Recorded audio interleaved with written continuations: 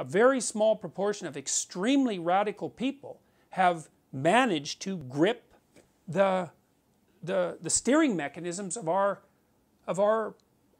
large-scale social structures. It's like, were we asleep? And the answer is, yeah. That you fall asleep when things are too good for too long. So it's time to wake up, man.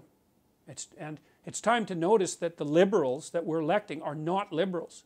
They're not even socialists. They're way the hell to the left of that. And so how did that happen? No one expected that.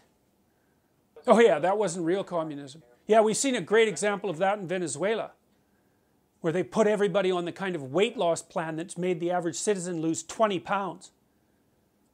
Right? Everyone's starving in Venezuela. It's like, hey, look, another example of what wasn't real communism. So I know what that means. I've thought about that for years. When someone says that wasn't real communism, here's what it means.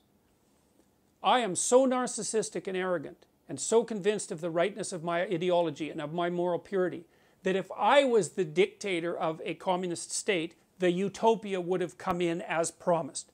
That's what it means. That wasn't real communism. That's what that means. So when anyone ever says that, you think, oh boy, I've got your number now. I know what you think of yourself. You think that had you been Stalin, that there wouldn't have been so much blood. It's like, you think again. Besides, if you would have been the positive Stalin, let's say, one of the negative Stalins would have come along and killed you real quick. So don't be hypothesizing down that road too quickly.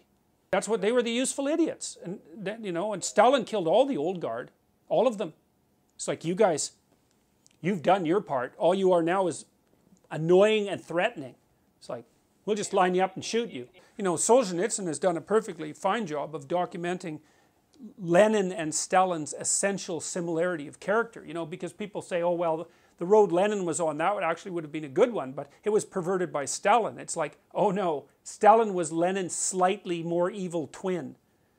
And Lenin trained him anyways, because he'd set Stalin out to do all his dirty work, and Stalin learned how to do that real well.